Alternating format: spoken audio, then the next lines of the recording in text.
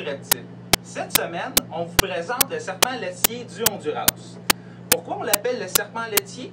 Il y a une fausse croyance qui est à l'origine de son nom. Le serpent aime beaucoup manger des rongeurs. Il va se tenir sur des fermes. Puis, dans des étables, les gens croyaient que le serpent allait boire le lait après les vaches. Et pourtant, non, c'était seulement pour s'alimenter. De là où vient son nom, serpent laitier. Le serpent laitier du Honduras, comme son nom l'indique, il est originaire du Honduras. On va le retrouver également au Costa Rica, puis aussi au Nicaragua. C'est un serpent qui va vivre environ une quinzaine d'années. Comme je mentionnais il y a quelques instants, son régime alimentaire est composé de rongeurs, des souris, des rats. Il va également se nourrir d'oiseaux, de lézards, de serpents, qui est vraiment une alimentation variée. Comme vous pouvez voir, c'est des bons grimpeurs, c'est des animaux qui sont agiles, sont particulièrement, je dirais, dociles et calmes. Puis il y a une particularité également qu'on va attribuer au serpent laitier, c'est que la coloration qu'il présente, c'est pour imiter la couleur d'un serpent qui est venimeux. Donc, le serpent qui est ici est complètement inoffensif, il est non venimeux. Par contre, il reproduit les couleurs d'un serpent qui est venimeux. C'est qu'en milieu naturel, lui, ça va lui donner là, une chance de se défendre contre les prédateurs en faisant croire qu'il est dangereux. Dans l'aquarium qui est ici, on présente 3 serpents laitiers qui sont complètement différents. Les 3 serpents laitiers, c'est la même espèce, c'est juste qu'ils présentent des colorations différentes.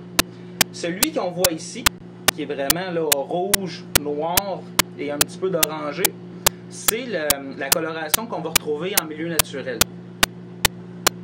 Les 2 autres types de coloration qui sont ici, on va les retrouver surtout chez des animaux qui sont nés en captivité. La coloration qui est ici, celui qui est vraiment plus orangé, c'est un animal que les gens vont peut-être mieux connaître sous le nom d'albino. C'est que lui, il fait de l'albinisme partiel, contrairement là, à l'animal qui est ici. Lui, ben, c'est de l'albinisme partiel, mais au lieu que ce soit la couleur noire qui soit manquante, ben, c'est la coloration de rouge.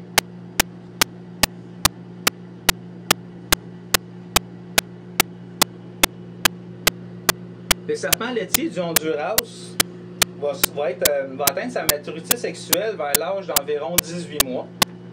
La femelle, lors de la reproduction, va pondre 3 à 18 œufs, qui vont prendre environ là, une dizaine de semaines à éclore.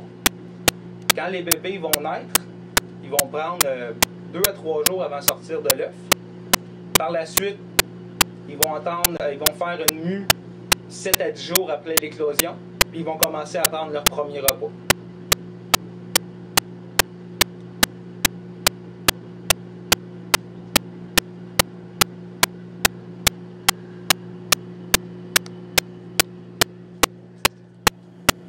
Alors, c'est ce qui termine notre capsule éducative sur cette semaine qui parlait du serpent des blés.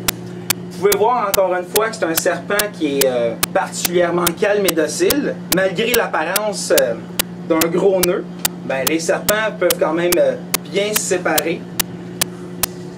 Revenez-nous la semaine prochaine où on va vous présenter une autre espèce de serpent, mais qui va être particulièrement plus grosse. On parle d'une dizaine de pieds. Sur ce, je vous souhaite une bonne semaine.